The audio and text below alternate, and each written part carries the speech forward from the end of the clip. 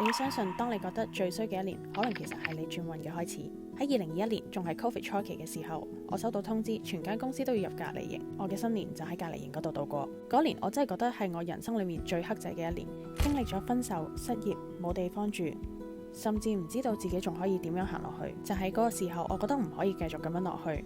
開始揾啲課程去進修，而第一樣嘢學嘅就係鑽石。慢慢我就開始接觸咗金工，發現咗當我專注打金嘅時候，成個人可以放空，唔使諗咁多嘢，好純粹咁去做創作。嗰種由冇變有嘅感覺，令到我覺得好實在。之後我開始做結婚戒指，因為覺得結婚戒指唔淨止係飾物，而且係兩個人嘅故事。